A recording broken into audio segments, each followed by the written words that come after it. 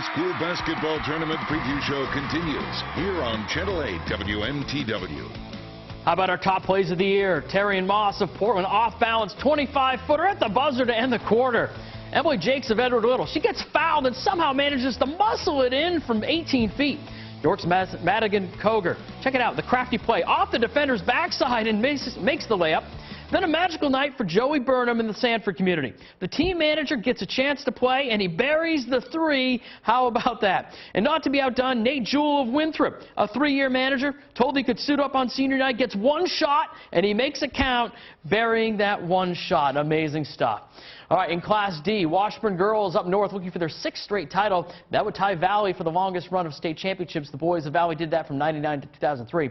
Could Rangeley be the one to end Washburn's run? The Lakers lost in the championship last year. Blake Morin, a real force for the Lakers inside. In D-Boys South, Valley is 17-0. The number one seed, Cody Larson, propelling the Cavs back into the spotlight. Turning to the big schools, the AA girls tournament has one undefeated team, but several with the makeup to make a run at a gold ball. Gorham's had many close calls in the last decade, but this year the Rams have the talent to win it all. Emily Esposito may be the focus, but freshman Mackenzie Holmes has proved unstoppable inside. The standard at McCallie is so high, a two-loss season is a rarity. But with Jess Willerson taking it to a new level down the stretch, the Lions will be a factor with their defense. South Portland's Maddie Hassan has shown the ability to put her team on her back, and they are a threat. Oxford Hills, the number one seed in the North, takes a 10-game win streak into the postseason, and Tiana Sugars is one of the most underrated standouts around. Edward Little brings a balance of size and perimeter play that helped them to a 14-4 regular season. All right, Michael, it was perceived that maybe the South would be a little bit stronger, and it played out with some quality teams finishing at the top of that bracket. Yeah, you look at the top four teams, and if form holds, we're going to have some great semifinals. You know, Gorham struggled to beat Thornton Academy in the regular season. They might have to do it again in the semis. South Portland and McCallie splits. McCallie seems like they're finally hitting their stride, and South Portland behind Maddie Hassan can beat anybody. So that region looks terrific. I think the Chevrolet Deering game, the quarterfinal game on Wednesday up in Augusta, I think whoever comes out of that might just be capable of springing an upset as well. In Oxford Hills, Nate Pelletier's teams always play great defense, and you know that they've got some experience from that championship run or getting to the championship game a couple years ago. Right. So that is on their side as well. Player to look out for, Kaylee Mundine of Gorham. I enjoy watching her. Real spark plug for that Gorham team and a key. And it is fun. A fun tournament, you know. And what else is fun? Oxford Hills games, thanks to 6'6" senior Andrew Fleming, whose dunks bring some serious entertainment value to Viking basketball. Freshman year, the first day of school, we have common block. So my common block teacher is actually Coach Graffam. So we're in the gym, and I was just like shooting around, and I just went up and dunked. And I asked one of my buddies if it was a dunk, and he was like, yeah, I think it was. And I was like, oh, really? It was created excitement. You know, everybody wants to come and watch him dunk, and you know, obviously watch me coach, but mostly watch him dunk.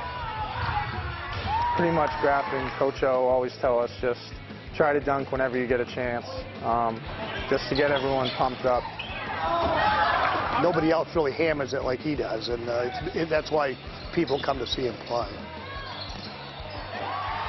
Well, one time I was just trying to do like cool dunks, and I went up for a dunk and grabbed onto the rim, and the hoop came down and like hit me in the leg, and it was fun, but dangerous at the same time. Did you break a car or a window? Or... It was close. It was close. Almost hit the car, but no. So Fleming's dunking got us to thinking, who are the greatest dunkers in Maine history? We took an informal poll. Ricky White of Mount Arac could get up there. He's on there. So could Andy Bedard in his Mountain Valley days. TJ Cowett, Stanley Wright, Nick Mayo also receiving votes, but no one got more votes than the top two vote getters from Phi Slamma Deering, Walter Phillips and his running mate Nick Kaner Medley, who could entertain at the rim. You don't see aerial stuff like that very often. All right, okay, results are in from our social media poll. The top play of the year, Joey Burnham, the manager of Sanford, gets a suit up, hits the three. Wow, how about that? Terrian Moss's long three finished second. The voting for best ending of the year, and Gorham's fan base really stepped up.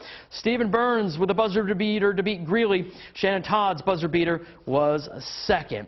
All right, could Deering make those legends proud this year? It's AA tournament time with no shortage of challengers. Portland is used to the big games. After back-to-back trips to the finals, the The Moss brothers and Griffin Foley have stepped up to carry these Bulldogs to a #1 seed. Deering attacks the rim, and turnovers are the name of their game. They force 23 a game. With a standout like Andrew Fleming, Oxford Hills could ride the Star to an upset.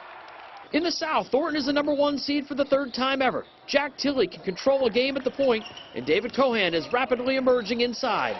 Gorham has the ability to beat anyone, evidenced by handing Portland its only loss. They'll go as far as Billy Ruby and Sam Kilborn take them.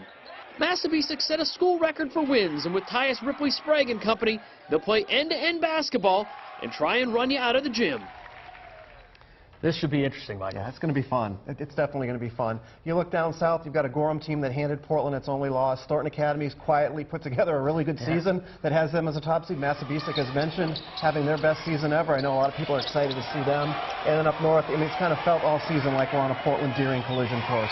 Unfortunately, that game will be in Augusta and not Portland, but if it holds true, you know, the Bulldogs, they just find a way to win. They're so poised, they're so talented, they know what to do, they get better at the end of the season every year. And for Deering, I think it's a mental thing. They have to find a way to beat Portland. The last couple of years, they saved their best game for the tournament against Portland. They're going to need that again and maybe get a little bit of luck, too. But for my money, it's the Bulldogs tournament to lose until someone beats them. It'll be interesting how these teams handle the layoff, because those top 2 seeds get long layoffs. Right. Massabesic, you know, if they can get the tempo the way that they want, they could be a contender. Thornton, once again, don't sleep on them. All right, that is our Hoop State Tournament special for Michael Hoffer. Thank you very much for joining us. We'll have tournament coverage all the way through the month. Thanks for joining us. Hoop State at 11 o'clock in February.